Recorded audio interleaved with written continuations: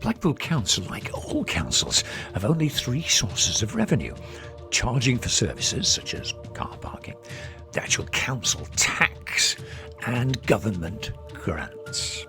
Blackpool Council apply for absolutely any grant they can, but it can be controversial. A current example is regarding the former Abingdon Street Post Office. For the past 5 years, every attempt at converting this large, attractive building into a boutique hotel has failed because they can't find a standard sort of commercial backer that wants to provide the funding. So the council is asking for central government money to bring the building back into use as part of regenerating Blackpool Town Centre. Current government policy is to provide funding, so long as it clearly increases the value of the property and other properties near it. But owners of small hotels and guest houses are obviously angry that the council seems to be increasing the already strong competition between these new large hotels.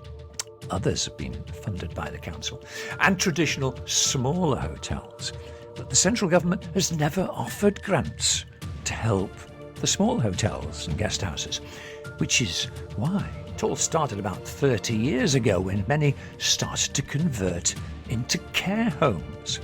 Well, going back to then, Blackpool and Wyre was soon over-provided with private care homes converted from hotels, but they provided cheaper care with less trained, less experienced, non-union staff, often from other countries.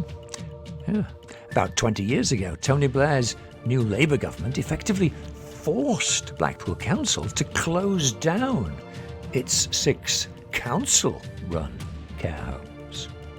And they were actually newer buildings than the converted hotels that were replacing them.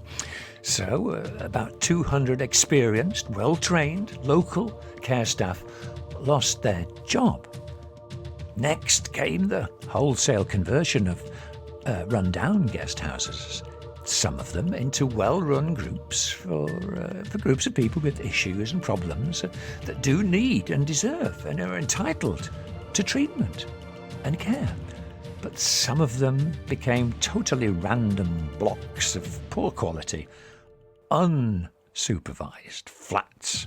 So the problem continues until we have a government that is willing to fund the massive task, and it is an absolutely massive task, of sorting out what to do with hundreds of former guest houses, former shops and other buildings that are absolutely not needed anymore in Blackpool. Until then, all Blackpool Council can do is apply for any grant that it can and continue to muddle through.